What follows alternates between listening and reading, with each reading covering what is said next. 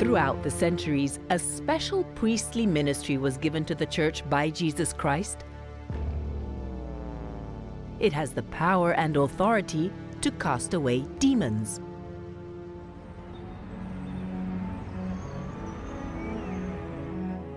In this age of science and technology, there's not a lot of room for the supernatural.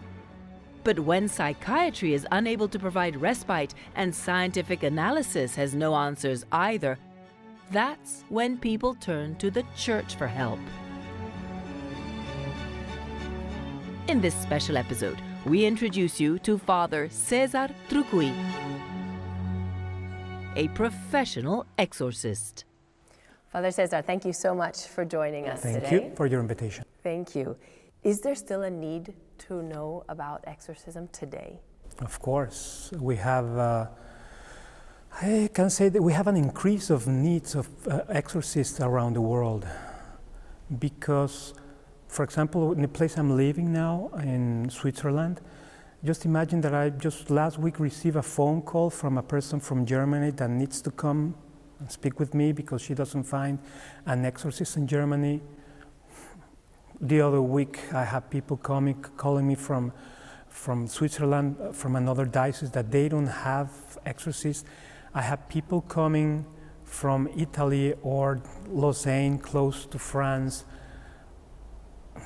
because I'm an exorcist. So if it was a possibility that you have more priests form on this issue, obviously appointed by their bishop, then you will not have people traveling around the world to find one priest to give them blessings. So I think that the ongoing formation of priests on this issue is important. How do you become an exorcist? By the grace of God, and by chance also.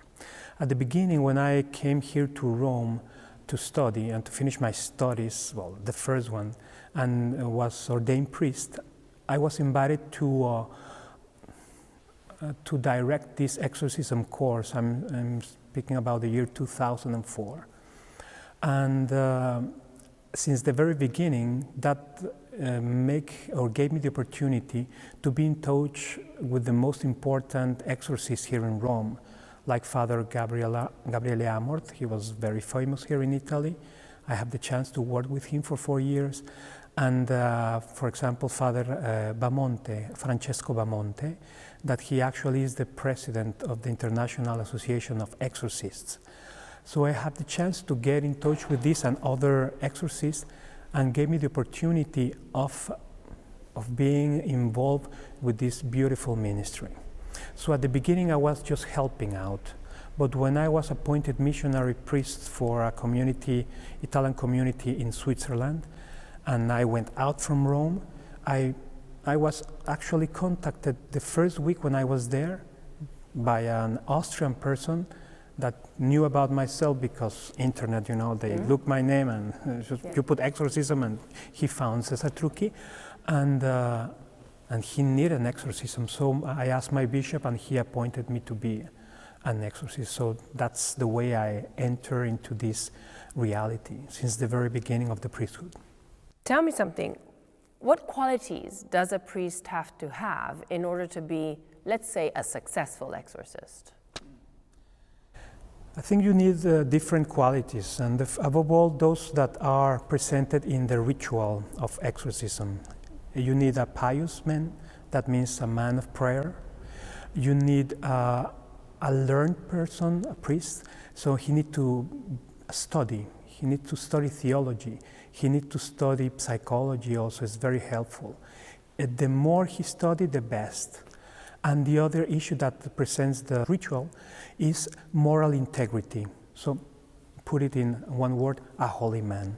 How exactly do you recognize if a person is possessed? They might believe they are possessed, but how could they perhaps otherwise be perhaps just mentally unstable? How do you do that? It's a very good question, because actually it's the most important thing when we speak about exorcism.